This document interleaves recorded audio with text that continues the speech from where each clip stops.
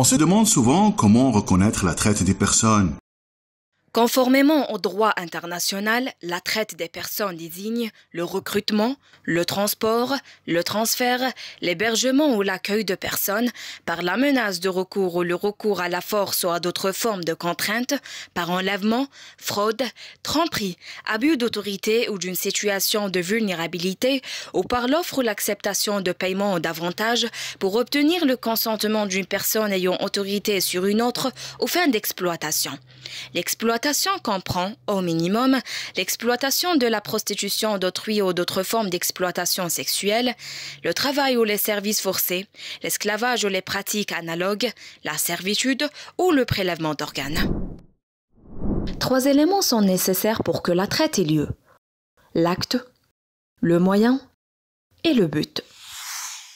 L'acte correspond au recrutement, transport, transfert, hébergement ou l'accueil de personnes. Le moyen correspond à la menace, la force, la tromperie, la fraude, l'abus d'autorité, l'enlèvement. Le but correspond à l'obtention de consentement d'une personne ayant autorité sur une autre personne aux fins d'exploitation.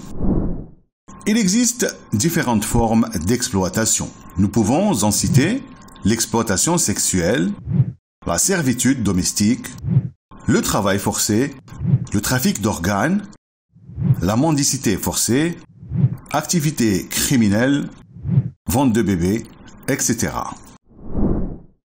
Selon le rapport global sur le traité des personnes de l'ONU-DC 2020, l'exploitation sexuelle est la forme la plus répandue de 50%, selon ce que rapportent les victimes détectées, suivi de 38% pour le travail forcé.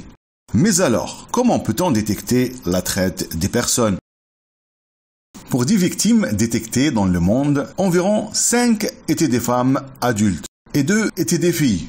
Environ un tiers de l'ensemble des victimes détectées étaient des enfants, aussi bien des filles, avec 19%, que des garçons, 15%, tandis que 20% étaient des hommes adultes. Pour détecter la traite des personnes, nous avons besoin d'indicateurs. Lors de la détection, les indicateurs ne sont pas toujours évidents.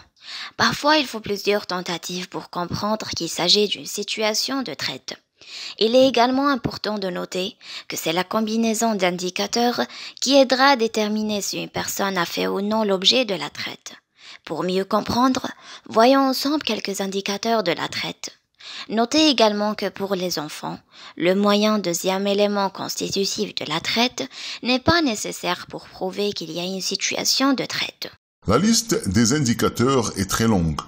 Des enfants, des personnes âgées ou des migrants en situation d'handicap qui se livrent à la mendicité dans les lieux publics, les transports publics ou qui se déplacent en groupe dans les transports publics, parcourant par exemple des trains d'un bout à l'autre.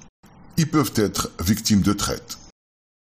Sur un autre angle, il faut faire la différence entre traite des personnes et trafic illicite des migrants, qui est défini à l'article 3A du protocole contre le trafic illicite des migrants par terre, mer et air des Nations Unies, qui complète la Convention contre la criminalité transnationale organisée, le fait d'assurer afin d'en tirer, directement ou indirectement, un avantage financier ou un avantage matériel, l'entrée illégale dans un État partie d'une personne qui est ni un ressortissant ni un résident permanent de cet État.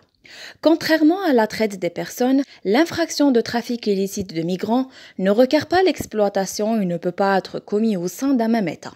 La finalité du trafic illicite de migrants est d'obtenir un avantage financier et matériel plutôt que l'exploitation. Néanmoins, dans la pratique, ces deux catégories d'infractions peuvent se chevaucher. Vous pouvez aider à faire cesser la traite des personnes. Agissez maintenant, parlez, soyez informés.